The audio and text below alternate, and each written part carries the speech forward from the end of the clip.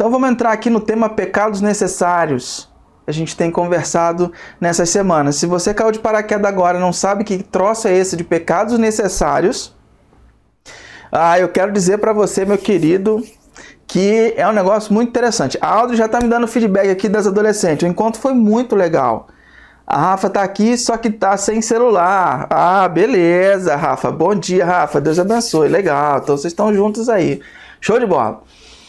Então, pecados necessários, a gente tem trabalhado na seguinte questão.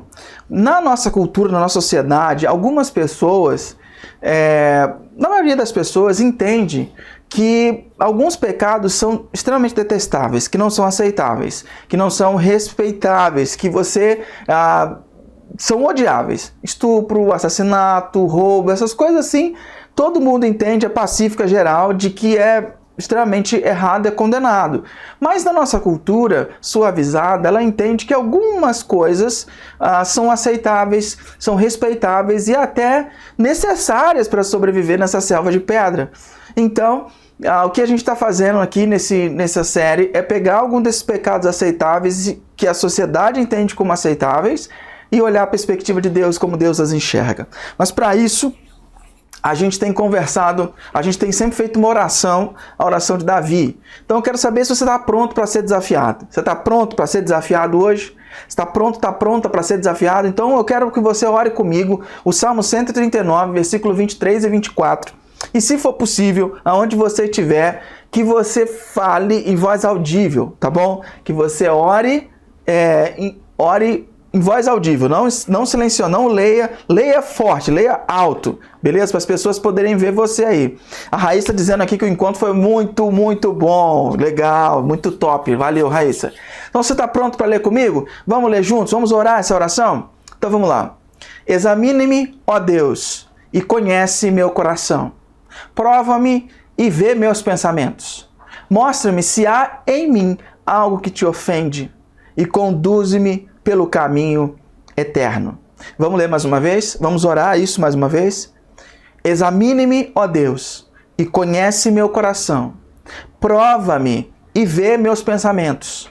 Mostra-me se há em mim algo que te ofende e conduze-me pelo caminho eterno. O pecado necessário que a gente vai conversar hoje chama-se luxúria sexual, ou também conhecido como lascívia. Esse desejo, né? Nós vamos explicar um pouquinho, vamos trabalhar um pouquinho sobre isso. As pessoas não tratam isso de uma forma muito... Não acham que isso é algo muito agressivo. As pessoas olham isso como, isso não é uma grande coisa, não tem problema nisso, todo mundo tem. Todos os homens lutam com isso, é normal. Só que eu quero dizer para você hoje que isso não é uma coisa sobre homens, é uma questão do ser humano. Porque homens são tentados pela lascívia, pela luxúria, mas as mulheres são facilmente viciáveis com relação a isso. Então é um processo, é um problema total, é um problema inteiro, um problema completo que afeta todo mundo. Por exemplo, tem um estudo da revista Christianity Today, que diz que 1 em cada 6 mulheres cristãs lutam com o vício de filmes pornôs. 1 em cada 6. Isso é uma pesquisa feita alguns anos atrás nos Estados Unidos. E essa pesquisa dizia que 50% dos homens lutam contra a pornografia e outras questões relacionadas à luxúria. E nessa pesquisa da Christianity Today diz que o maior consumidor na época de pornografia eram adolescentes de 12 a 17 anos. Então, se você tem pessoas, seres humaninhos de 12 a 17 anos na sua residência, você fique atento. Mas, para trazer isso para a nossa realidade, na descrição dessa mensagem, desse vídeo, tem aí um link de uma pesquisa. Uma pesquisa feita pela Quantas, Pesquisas e Estudo de Mercado. E diz que no Brasil, 22 milhões de brasileiros assumem consumir pornografia. E 76% são homens. E aí o que mais me chama a atenção é que na pesquisa ele separa por faixa etária. Se você quiser ler com mais calma, com mais detalhe essa questão, você entra na descrição, tem lá um link, tá? Pesquisas, tem um link, você clica lá. E lá na pesquisa você vai encontrar o seguinte: as pessoas de 18 a 24 anos, 28% das pessoas de 18 a 24 anos consomem pornografia. Tem problemas ou são consumidores assíduos. As pessoas de 25 a 34 anos, 29%. 29% das pessoas de 25 a 34 anos são consumidores. E o outro público bem grande é o público de 35 a 44 anos, 21%. Então o maior público está ali, de 25 a 34 anos, 29%, de 18 a 24 anos, 28%. Porque muitos de nós fomos criados na era da Playboy. Alguns de vocês, às vezes adolescentes ou outros, não vão saber do que é isso, a revista Playboy, por exemplo.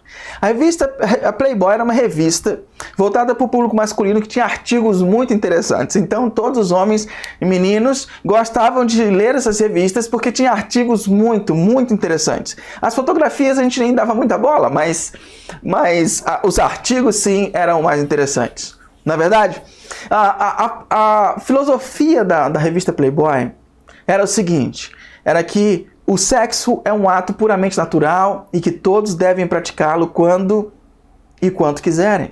É óbvio que eu estou sendo irônico. A revista Playboy era uma revista voltada para o masculino, onde tinha as mulheres nuas. E na época de criança e adolescente, isso era o frisson. Na minha época, você que é mais novo, talvez você nunca tenha ouvido falar em revista de papel assim, né? Só quando você passa na frente da banca de jornal, aí você vê. Na nossa época, na minha época, para quem tem minha idade ou mais, o acesso disso era mais complicado, era mais tenso, era mais difícil. O problema é que hoje, a minha preocupação é que hoje o acesso nunca foi tão fácil. Nunca foi tão fácil, tá aí num celular, num aplicativo, na televisão. Nunca foi tão fácil para os jovens, para os adolescentes, para as crianças terem acesso a esse tipo de conteúdo fora da sua idade. E o problema também é um pensamento que nós temos na nossa cultura de que nós somos extremamente tolerantes com as coisas. Então, nós somos hoje mais tolerantes do que nunca, e a total tolerância nos fez perder a sensibilidade. Hoje nós temos produções de TV, produções de cinema, seriados de streams, onde o apelo sexual, o apelo é fortemente colocado para atrair sua atenção, porque sexo vende. Se você der uma olhada nessas produções, por exemplo, em clipes, por exemplo, clipes de música, vocês vão ver que mulheres seminuas com canções vigorosas, composições vigorosas sobre a alegria do sexo e da sexualidade. O corpo nunca foi tão bem explorado como agora. Só que o James Bryan Smith, um autor de livros que a gente usa muito na comunidade, ele diz o seguinte: praticamente a única restrição ao comportamento sexual hoje em dia é que nunca devemos prejudicar ou tirar vantagem quanto a isso de outra pessoa. Olha o que o Bryan Smith está dizendo, que praticamente está tudo liberado, que a única restrição ao comportamento sexual é que você não pode prejudicar ninguém nem tomar vantagem. O problema é que nem sempre é assim, né? Quando você vê notícias de pessoas embebedando mulheres para se aproveitar dela. E isso eu não estou dizendo só de pessoas famosas, acontece muito em universidades, em faculdades. Você já viu notícias sobre estupro de vulnerável? A pessoa fica sem condição de reagir e outras pessoas se aproveitam dela. Muitas pessoas vão dizer assim: mas sexualidade, isso não é grande coisa. O que eu faço, o que eu consumo na frente do computador, na frente do celular, isso não machuca ninguém. Isso faz parte da vida. A forma com que eu lido com isso não diz respeito a ninguém. É assim que eu sou. E qual é o problema? Qual é o problema? Dallas Willard. Quando a gente pergunta qual é o problema, Dallas Willard coloca duas coisas importantes. Ele diz que os dois principais erros sobre a sexualidade humana na nossa época é o seguinte: o primeiro erro é assumir que todo desejo sexual é bom. Primeiro erro, grande erro que a gente comete é assumir que todo desejo, de qualquer forma, toda forma de amor, que tudo isso é bom, que tudo isso é aceitável. E o segundo é acreditar que todo desejo sexual é ruim. Então presta bem atenção no que Dallas está dizendo. O primeiro erro é assumir que todo desejo sexual é bom, e o segundo é acreditar que todo desejo sexual é ruim. Um desses erros é concernente muito à cultura, A nossa sociedade, o outro é muito concernente à nossa comunidade. As igrejas que não falam sobre isso, não ensinam os adolescentes, não preparam seus jovens para o casamento, e eles são doutrinados e educados sexualmente por revistas, por filmes, por youtubers, por livros, por diversas situações. E eu não estou dizendo que devemos ensinar de uma forma restritiva, pode isso, não pode aquilo, não é isso que eu estou dizendo, mas é que muitas vezes nós não ensinamos o caminho, não ensinamos aquilo que Deus preparou para o ser humano. E aí, quando eu me refiro ao que Deus preparou para o ser humano, eu preciso fazer uma advertência para você. Presta muita atenção, se você não é cristão, se você não é um discípulo de Jesus, tudo que eu vou falar de agora em diante não se aplica a você. Ok? Se você não é um discípulo de Jesus, tudo que eu for falar agora não se aplica a você. Tudo que eu vou ensinar hoje, você está fora, ok? E você pode estar muito feliz não sendo um cristão, e depois dessa mensagem você pode ficar mais feliz ainda de dizer que não é um cristão. Depois de tudo que eu vou falar. Você pode decidir nunca mais se tornar um cristão. Mas algo, se você ficar até o final, algo pode te atrair na mensagem de hoje e pode causar algo em você. Pode acusar que algo está errado com você ou na forma com que a maioria das pessoas tem vivido. Mas se você é um seguidor de Jesus, você precisa levar a sério as palavras dele. Nós precisamos levar a sério as palavras dele. Ok? Pegou uma aguinha aí? Tem uma aguinha para molhar o bico? Podemos mergulhar? Podemos entrar? Aqui nós temos o André Faria, meu irmão. Bom dia, pastor. Deus abençoe. Bom dia, meu irmão. Deus te abençoe. A Meire dizendo bom dia, irmão. Bom dia, Meire. Que Deus te abençoe. Tá pronto aí? Podemos entrar nesse assunto? Respira fundo. Vamos lá. Vamos nessa. Mateus capítulo 5, versículo 27 e 28 diz: Vocês ouviram o que foi dito, não cometa adultério. Eu, porém, lhes digo que quem olha para uma mulher com cobiça já cometeu adultério com ela em seu coração. Olhar com cobiça, a palavra cobiça, o sinônimo dela aqui no original nesse texto é lascívia ou luxúria, que é o tema da nossa mensagem. E o que é lasciva? Qual é o problema disso no texto? O texto está dizendo que você olhar com cobiça, com luxúria, com lascívia é o mesmo que cometer adultério no seu coração. E o que é essa cobiça, essa luxúria, essa lascívia? É a palavra no grego epitomia. Epitomia. E essa palavra significa ação intencional. Presta bem atenção nisso que eu vou te falar. É uma ação intencional de tratar outra pessoa como objeto de satisfação ou prazer. Ação intencional de tratar outra pessoa como objeto de satisfação ou prazer. O que Jesus está dizendo não é aquela atração sexual comum, não. É quando você valoriza a pessoa, você não valoriza a pessoa como um todo, mas sim partes isoladas do corpo da pessoa, com o objetivo único de satisfação do seu desejo pessoal. A questão não é que é só errado olhar e cobiçar alguém, mas a sabedoria bíblica diz pra gente que também é perigoso. Olha o que Tiago diz, Tiago, irmão de Jesus, no capítulo 1, versículo 14 a 15, olha o que ele diz. Cada um, porém, é tentado pelo próprio mau desejo, sendo por este arrastado e seduzido. Então esse desejo, tendo concebido, dá à luz o pecado, e o pecado, após ser consumado, gera morte. E esse pecado gera morte de quê? Gera morte da nossa pureza, gera morte da nossa intimidade, gera morte da nossa confiança em um relacionamento saudável e, por último, leva à morte espiritual, à separação de Deus. Tiago está dizendo que a tentação vai crescendo, ela cresce sem controle dentro de nós, e essa tentação que cresce sem controle dentro de nós é extremamente destrutiva e leva ao vazio da intimidade, leva ao vazio da profundidade, relacionamentos ficam apenas na superfície. Leva ao vazio relacional, leva ao vazio espiritual e leva à morte. Se você não acredita no que eu estou te dizendo, querido, minha querida, fica nesse caminho. da cobiça, da lascívia, da luxúria, e você vai ver aonde você vai terminar. O texto que a gente leu diz que nós somos seduzidos, cada um, porém, é tentado pelo próprio mau desejo, sendo por esse arrastado e seduzido. Eu não sei se você sabe, mas essa palavra seduzido no original é uma palavra originária da pesca. A palavra no grego é deleazo. Deleazo é uma palavra que significa, que descreve atrair uma vítima inocente com uma isca atraente para fisgar, para enganchar. Então você imagine que há uma isca num gancho e que nos leva à luxúria, e a isca quem coloca nesse gancho é o nosso inimigo espiritual. Então o processo que Tiago está dizendo é muito simples. Ele diz que nós somos atraídos, que nós somos seduzidos, enganchados, nós ficamos viciados naquilo e depois nós morremos nesse vício. E como que eu e você somos fisgados por isso? Está me acompanhando? Tá aí? Tá me acompanhando? Como que você é fisgado? Como que eu e você somos fisgados? Como que a gente entra nesse anzol?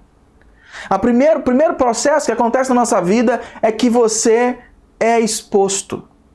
Você é exposto a uma impureza sexual. Por exemplo, quando você é criança e participa de brincadeiras abusivas, brincadeiras fora de hora, quando alguém chega para você, uma outra criança chega, vamos brincar de médico, eu mostro o meu, você mostra o seu. São brincadeiras que te expõem a algo fora de hora. Quando você está online e você vê um anúncio chamativo, ou quando você está online e você gosta de jogar online e tem aqueles jogos eróticos, aqueles personagens com roupa extremamente erótica, guerreiros com roupas extremamente eróticas e atrás adolescentes com tudo. Quando você está procurando algo na internet e você se depara com uma propaganda sexualizada. Quando você começa a assistir desenhos eróticos. Quando você recebe um conteúdo, te pega de supetão por um aplicativo de mensagem. Você é exposto a algo fora de hora, algo fora de contexto. Ou quando você tem a sua inocência traída, quando você é uma criança e é abusado por uma figura de autoridade, alguém leva vantagem sobre você. Quando isso acontece, você é exposto, você perdeu algo especial, você perdeu a sua inocência. Eu não sei se você está conseguindo lembrar disso na sua vida, mas na minha história, eu vivia num bairro muito agitado. Pra você ter ideia, o bairro que eu morava, lá no Rio de Janeiro, na nossa época, ele chamava Matadouro. Então era um bairro muito quente, muito agitado. Ele chamava, olha o nome do lugar, Matadouro.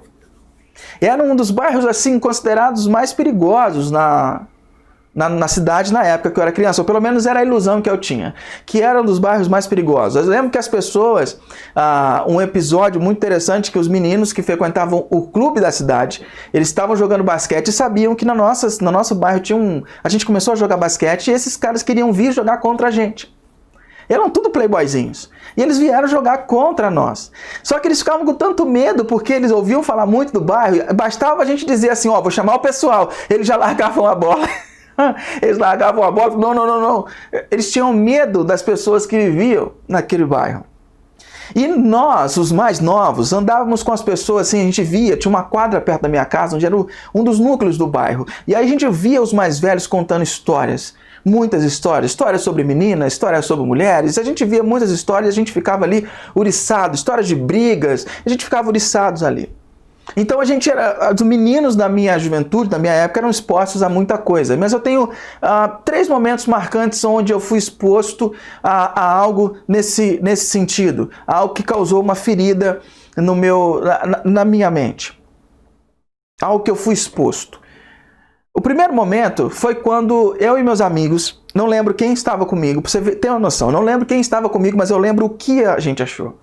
Nós achamos pedaços de uma revista erótica rasgada. Nós estávamos caminhando na rua e tinha vários pedaços, eu não sei quem rasgou, e nós quando vimos aquela cena, nós fomos expostos, nós catamos todos os pedaços daquela revista, tentando remontar e ficamos ali babando, vendo aquelas imagens de mulheres nuas, de casais desenvolvendo seus atos em fotos, e nós ficamos ali, chocados. Nós sabíamos que era errado, mas alguma coisa ali nos atraía. Nós não entendíamos muito bem o que estava acontecendo, mas aquilo nos atraía. Ali eu fui exposto. Se você ter noção, se eu forçar a minha mente, eu me lembro a cor do papel e talvez eu me lembre de algumas imagens do que eu vi ali, mas eu não lembro das pessoas que estavam comigo. De tão marcante que foi. O segundo momento que eu fui exposto foi quando nós tínhamos muita amizade com nossos vizinhos, e um dos nossos vizinhos, os pais deles tinham uma coleção, ou tinham assinado uma revista e tinha uma coleção de fitas cassetes, uma coleção de fitas cassetes da revista Ele e Ela. Quem é mais velho vai lembrar dessa revista Ele e Ela. E nessas fitas, eram fitas de filmes pornográficos. Então, quando os pais saíam, eles chamavam a gente ia para lá e a gente assistia e ficava ali assistindo, babando, assistindo e vendo. E isso me expôs a algo muito complicado. E o terceiro momento marcante foi quando um outro vizinho, a mãe dele, abriu uma locadora de fitas e tinha a parte erótica. E nisso ele sempre sequestrava uma fita, ele levava e chamava os amigos, a gente ia assistir, sem entender muito o que estava acontecendo, mas babando, vendo aquilo. Esses 3 momentos são os momentos que tenho mais marcante da minha memória, que me impactou e que me expôs a algo. Eu estava exposto a algo impuro. A minha mente era pura e de repente passou a ser poluída, impura. E quando eu minha mente passou a ser poluída, eu fui ferido. Uma ferida aconteceu na minha cabeça. Minha mente era pura, eu era inocente. Mas a partir daquele momento foi como se fosse um vírus de computador, entrou no meu coração. E eu enxergava agora a realidade, a vida de outra maneira. Então o primeiro momento é quando você é exposto, o segundo momento é quando você é ferido. E aí isso é desconfigurado dentro de você, isso é embaralhado e você começa a enxergar as mulheres de outra maneira, você começa a enxergar os homens de outra maneira e você tem uma lesão na mente. Porque você foi exposto fora de hora. Seus pensamentos estão corrompidos. E agora, a gente é ferido. E o terceiro momento, a gente fica confuso. Porque simultaneamente, a gente sente prazer e vergonha. É como Paulo, que em Romanos 7 fala, aquilo que eu quero fazer, que é bom, isso eu não faço. Mas aquilo que eu não quero fazer, isso eu acabo fazendo. A gente entra num dilema, numa confusão, a gente fica muito confuso. E por causa do conflito entre a culpa e o prazer, muitas pessoas que não conseguem lidar com essa questão acabam se tornando extremamente hábeis em se justificar.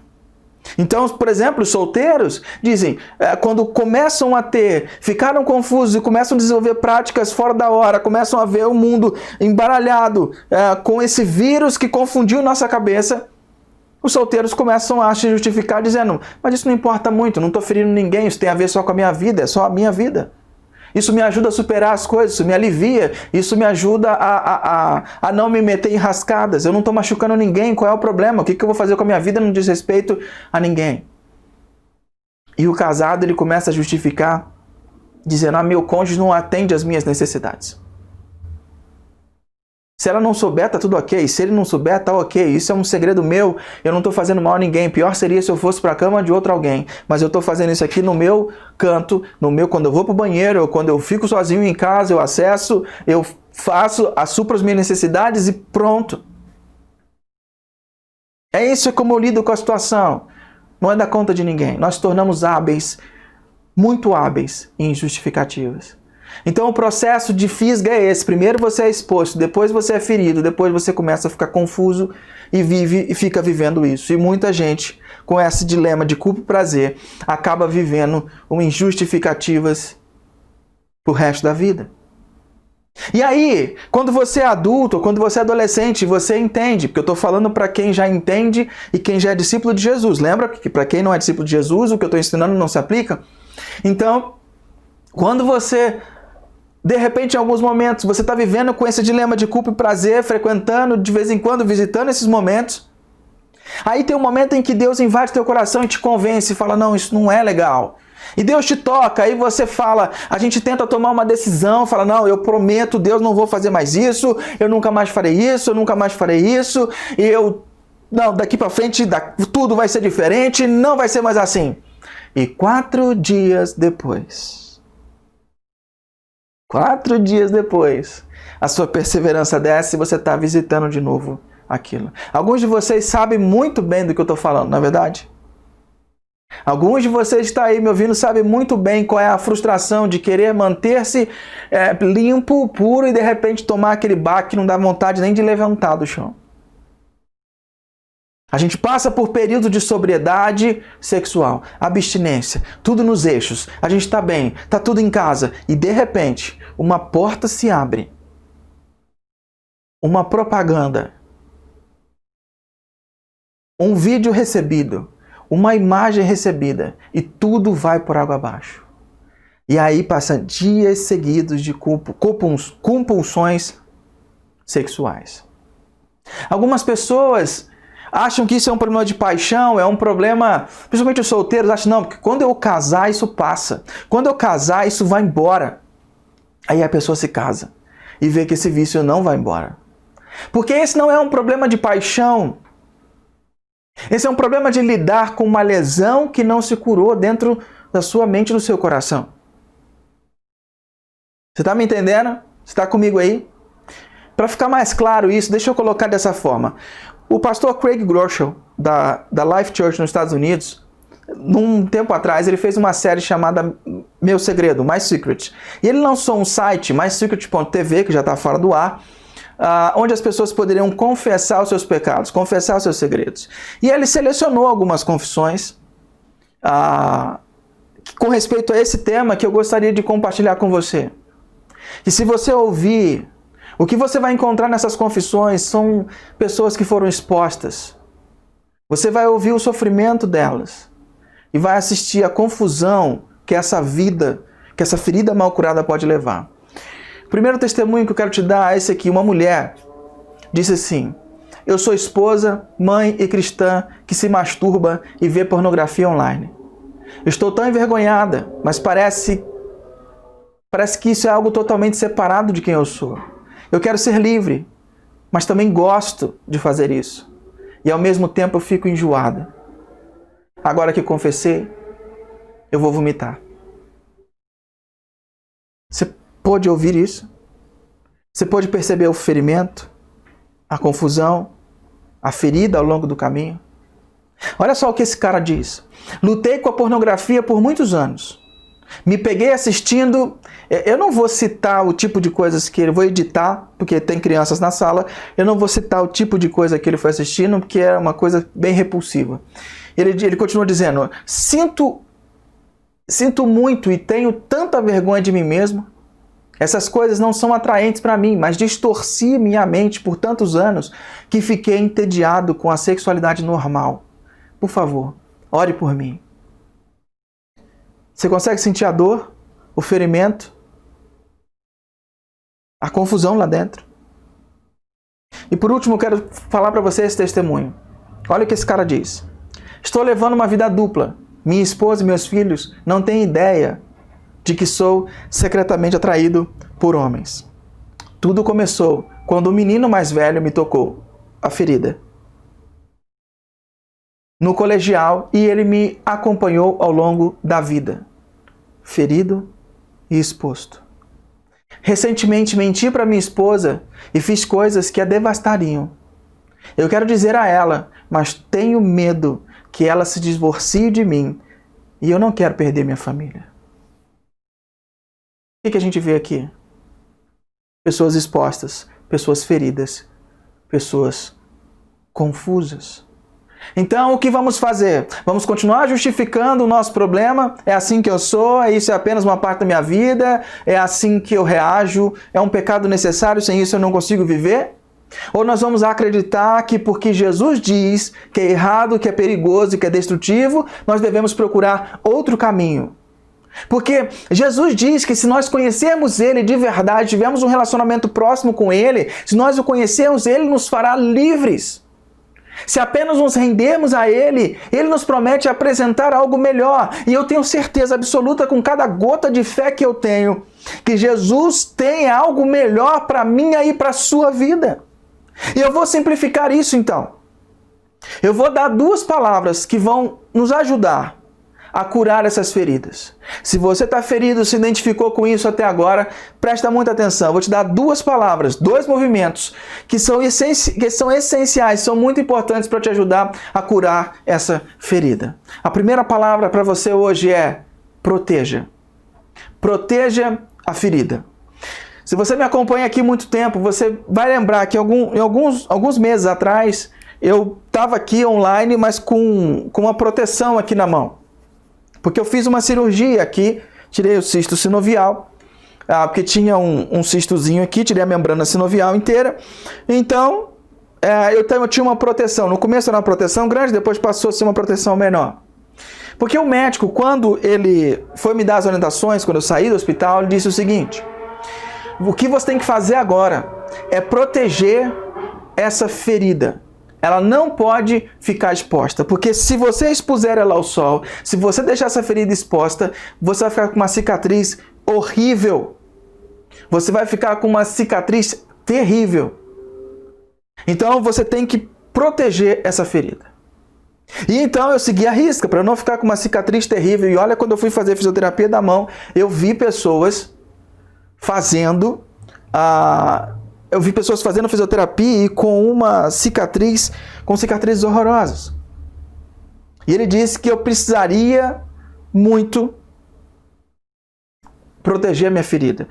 A Dani está dizendo aqui que a dela está travando, a Vivi também está dizendo que o dela está travando, mais alguém está aí está travando? A Audrey está dizendo que está travando.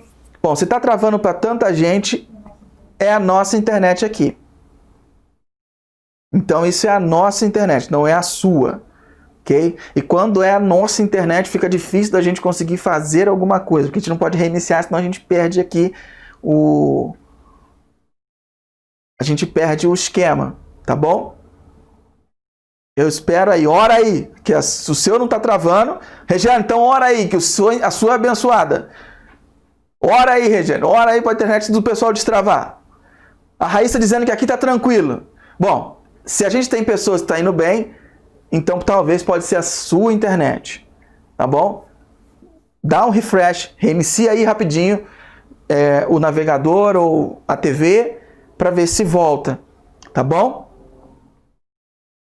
Vamos ver se melhora. Dá uma atualizada aí, porque a gente não pode perder, né? É bom que a gente caminhe tudo junto, não pode deixar ninguém para trás. Olha lá, o Júnior falou que aqui tá tranquilo também. Então, tenta vocês aí que tá travando, dá uma atualizadinha aí no Face, no YouTube, para ver se melhora. Beleza?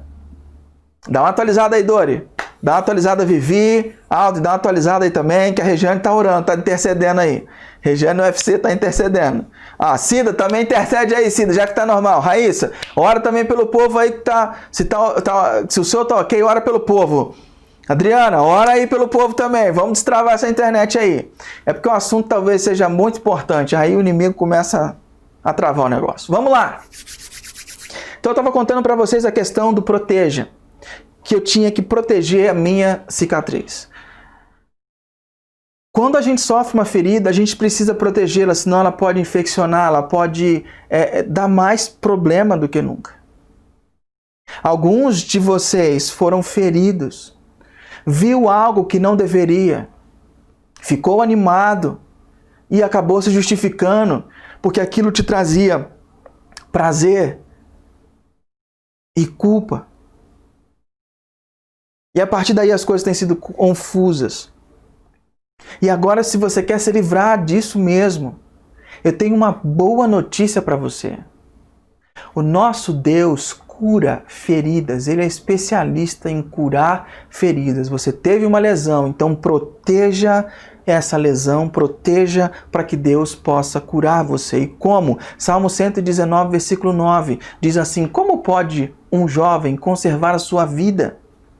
É só obedecer aos teus mandamentos. Então, como que a gente protege a nossa ferida? Obedecendo aos mandamentos de Deus. Quais são os mandamentos de Deus sobre essa área? Mateus capítulo 5, versículo 29. Ele diz: portanto, se o seu olho direito faz com que você peque, arranque e jogue-o fora, pois é melhor perder uma parte do seu corpo do que o corpo inteiro ser atirado no inferno. Vou ler novamente. Se o seu olho direito faz com que você peque, arranque e jogue-o fora, pois é melhor perder uma parte do seu corpo do que o corpo inteiro ser atirado no inferno. Presta bem atenção, eu não acredito que Jesus esteja sendo literal aqui nesse texto, porque se ele for literal, semana que vem vai ter um bando de ciclope na comunidade e gente sem braço, um bando de gente manco, porque todo mundo vai ter que cortar uma parte do corpo. Você imagina um monte de gente, não estou conseguindo ver, está muito para cá, chega o celular mais para cá para eu poder enxergar. O que Jesus está querendo dizer é que você tem que fazer tudo que você puder para ficar longe do que iria prejudicá-lo ou machucá-lo. Proteja a sua ferida. Deixa eu fazer um parênteses aqui para as mulheres da nossa comunidade, as mulheres que estão nos assistindo. Deixa eu te dizer uma coisa, tudo que eu falei aqui, a tendência muito grande sua, mulher, é achar que isso não se aplica a você. Por quê? Porque você tem um olhar diferente, você não olha para o homem, já fica, a maioria das mulheres não tem um olhar como o homem tem, você não fica olhando, cobiçando, desejando. Porque lascívia, geralmente, como é que a gente definiu? É considerar o corpo de outra pessoa como objeto. O corpo. E geralmente as mulheres não fazem isso, a maioria delas. Mas lascívia também pode ser tratar a pessoa como objeto sexual. Se você quer saber mais sobre lascívia para mulheres, lascívia para o homem, eu deixei aí o link dos comentários, no link da descrição do vídeo tem um link chamado Livros, onde você tem um link para a Amazon de um livro chamado Maravilhosa e Boa Vida. E nesse livro tem um capítulo inteiro só sobre isso, ele trata muitas coisas sobre a vida. É muito interessante. Mas vamos retomar para você entender. Então, lascívia também pode ser tratar a pessoa como objeto sexual. E algumas mulheres tendem a fazer isso como? Com filmes, com novelas, com séries, com romance. A narrativa romântica fornece o sentimento para a mulher, o sentimento de preenchimento de carência, de se sentir especial, de se sentir amada, de se sentir valorizada. Muitas mulheres têm o hábito de ler livros e marcar as páginas do romance, deixar marcadinha, na vontade de, quando der vontade na telha, de voltar lá e ler aquelas páginas novamente. Muitas mulheres têm filmes especiais, comédias românticas, muitos filmes em que ela sempre volta para assistir, porque isso a satisfaz, porque isso faz bem. Porque, na verdade, não há interação nem relacionamento. O que há são várias olhadas, já que se o homem olha, a mulher passa, se o homem olha para trás, a mulher também dá várias olhadas. Por quê? Porque, na verdade, o que ela está fazendo é fantasiando. Ela está fantasiando e isso faz sentir bem. Então, a narrativa romântica para a mulher e uma foto de um corpo nu para o homem é a mesma coisa. Só que o homem é visual e na mulher é mental. Então, mulheres, tomem cuidado. Às vezes a gente assiste a comédia romântica porque a gente fantasia se aquele cara fosse o nosso marido.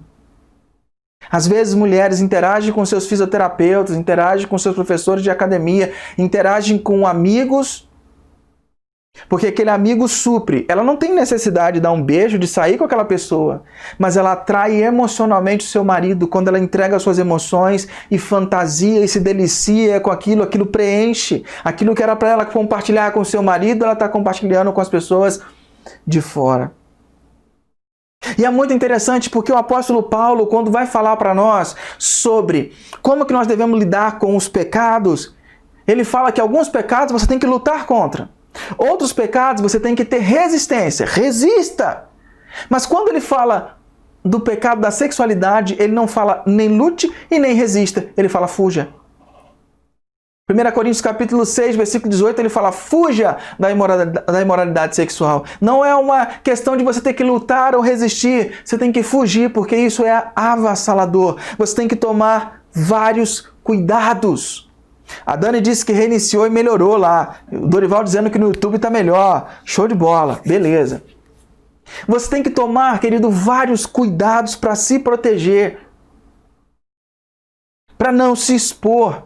Por exemplo, aqui em casa nós temos alguns cuidados básicos. Eu tenho alguns cuidados que a Sabrina não precisa ter, mas eu tenho alguns cuidados para me proteger. E quanto maior a nossa comunidade fica, quanto maior é a minha responsabilidade, mais proteção eu tenho que ter comigo mesmo. Por exemplo, aqui em casa não há senha nos celulares. E se há uma senha, é sabida por todos. Cada um pode pegar o celular do outro e acessar em qualquer momento.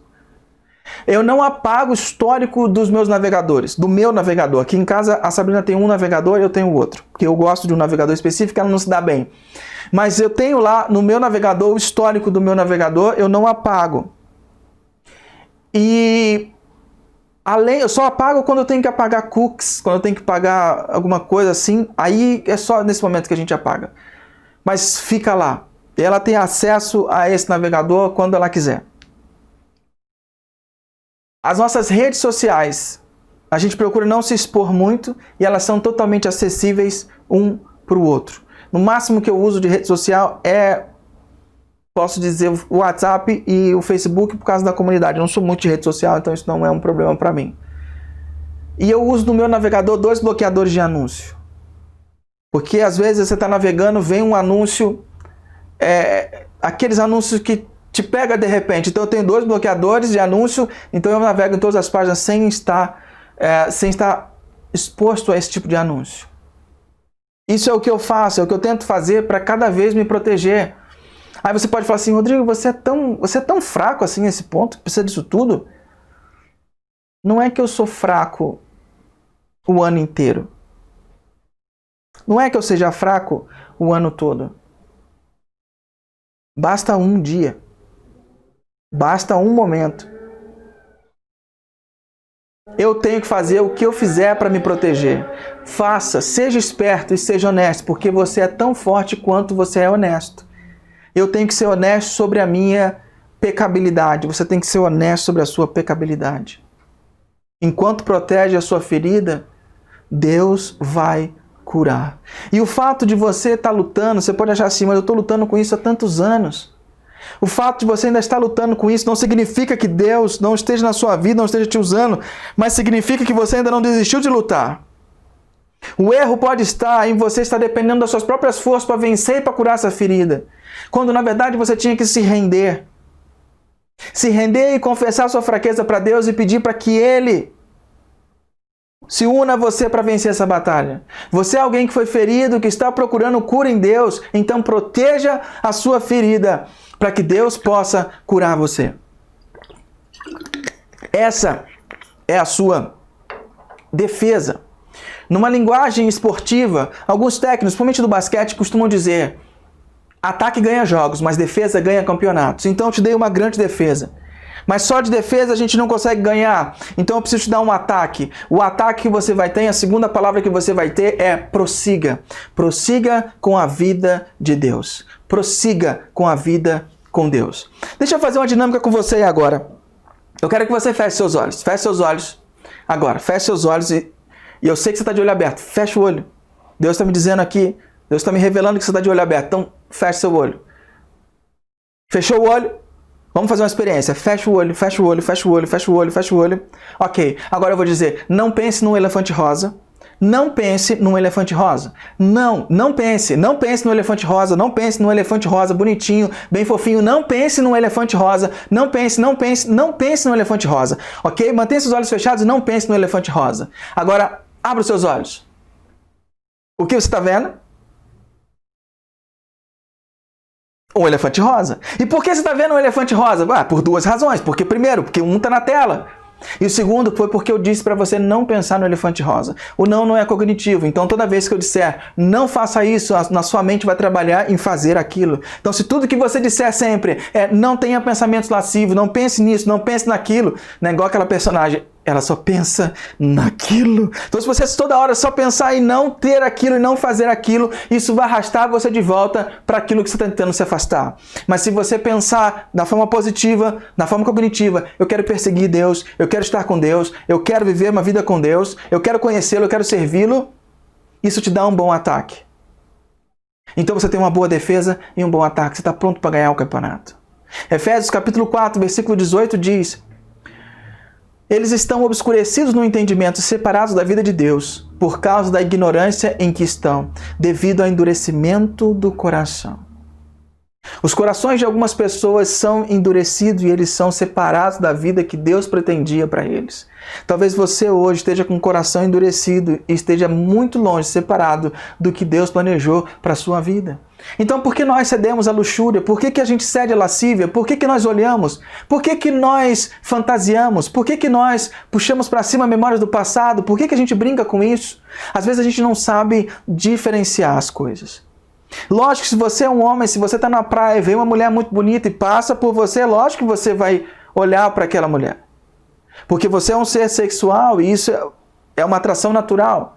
O problema está em quando você torce o pescoço, continua olhando e desenvolve, seu coração começa a analisar detalhes geométricos do corpo daquela pessoa. Muitas pessoas estão falando agora, nesse momento: eu fiz isso, eu entrei nessas questões, eu faço uso disso, porque eu estava entediado, me sentindo muito sozinho, porque eu me senti vazio. E isso preenche o meu vazio. Muitas pessoas dizem, mas aquela pessoa foi só uma distração, foi só um tempo, foi algo só carnal. O que acontece, na verdade, é que você está se acostumando com uma falsificação. Algo que tenta simular o original é uma falsificação. Você está separado da vida que Deus pretendia para você. E que vida é essa que Deus pretendia para você? Ele pretendia uma vida de intimidade sólida com outra pessoa, de pureza, de liberdade, sem ficar olhando sobre os ombros se alguém vai chegar e se alguém vai te pegar. Uma vida livre da desconfiança e com confiança absoluta, uma vida de relacionamento seguro. Mas o nosso inimigo espiritual coloca sempre uma isca no anzol e fica balançando na sua frente. Porque ele quer que você nade em direção a essa isca, que você fisgue e ele te arraste, ele vai te puxando para longe de Deus. Agora deixa eu ser honesto com você, como eu tenho sido nessa mensagem. Às vezes que eu sou mais vulnerável são os momentos em que eu parei de perseguir Deus. Quando eu parei, quando eu deixei de lado oração da manhã, oração da noite, meus devocionais, meu tempo de estar com Deus. Nesses momentos, são os momentos que eu fico mais vulneráveis. São os momentos que a relação em casa ela desanda. São os momentos em que eu sinto mais tentações. Porque quando eu estou perseguindo a Deus, eu estou cheio de propósito, cheio da missão, entendendo que eu faço parte de um reino, eu estou a serviço dele, eu estou disponível. E quando eu estou cheio disso, repleto disso, eu não tenho tempo e atenção para outras tentações. As tentações não parecem tão boas quando eu estou servindo e interagindo com aquele que realmente é bom. E não importa onde você possa estar hoje, agora, nesse momento, você pode ser livre. Se você ainda está lutando, você não foi derrotado. Proteja a ferida. Adote uma boa defesa e um bom ataque. Se você é solteiro, comece a trabalhar na honra do seu coração para te preparar para um relacionamento seguro quando você casar. Se preparando para o seu futuro, cuide da sua pureza. Se você é casado, trabalhe na intimidade, na confiança e na profundidade. E não na superficialidade, na desconfiança e na superficialidade. Não.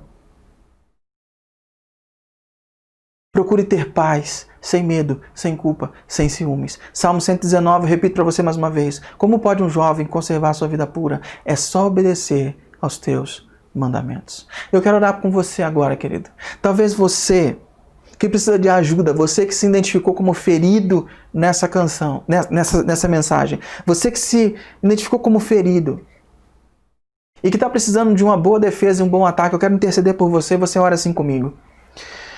Pai querido, em nome de Cristo Jesus, eu quero interceder por aqueles que se sentiram feridos, que identificaram feridas nas suas vidas, que foram expostos, foram fisgados, foram atraídos e se veem viciados. Deus, opera na intimidade de cada um e livra de todo mal. Dá-nos uma boa defesa e um bom ataque. Nos ajude a lidar com isso, nos livre e nos apresente o que é melhor. Ajuda a gente a proteger a nossa ferida e ajude-nos a prosseguir na vida contigo enquanto o Senhor cura as nossas feridas. Então nós pedimos, cura-nos, ó Deus. Cura-nos nessa manhã, em nome de Jesus. Agora, querido, se você é uma pessoa que sente que estragou tudo na sua vida, que seu pecado é muito grande, tem consumido a sua vida, deixa eu te dizer uma coisa, seu pecado não é maior do que a graça de Deus. Seu pecado não é maior do que a benevolência, do que essa graça de Deus, que sabendo que você seria desconectado, que você seria mal, que você se desviaria do caminho dele, ele mandou Jesus, sendo todo bom, sendo todo puro, para vir reconciliar a nossa relação e vir curar, porque ele é o médico dos médicos. Não há maldade o suficiente na sua vida, não há pecado grande o suficiente na sua vida que faça Deus te amar mais ou faça te amar menos. Deus te ama e não é por causa da sua performance, não é pelo aquilo que você faz. Deus ama porque Ele é amor, porque Ele ama você. E se você aceitá-lo, se você recebê-lo, se você disser hoje, der um baixo, tomar uma decisão e dizer, a partir de hoje eu entrego minha vida para o Senhor, minha vida é tua, meu coração é teu. Transforma a minha vida, Deus. Ele vai vir, vai morar dentro de você e vai começar a arrumar a bagunça e vai limpar você de dentro para fora, limpar dessas suas feridas. Porque a Bíblia diz, se você confessar com a sua boca e você disser, pedir para ele vir morar dentro de você, a Bíblia diz que ele não resiste, que ele vem. Então, se esse é o seu momento, se esse é o seu momento agora, se você quer tomar uma decisão e partir para uma vida junto com Jesus, se tornar discípulo de Jesus, se você quer entregar a sua vida para Ele agora nesse momento, eu peço que você ore comigo assim. Senhor Jesus, eu te entrego o meu coração, cheio de pecado, cheio de dificuldades, mas sabendo que não há ninguém melhor para lidar com isso do que você. Entra na minha vida, transforma-me, limpa-me, vive em mim, me liberta, me faz de novo. Eu te entrego a minha vida, em nome de Cristo Jesus. Amém.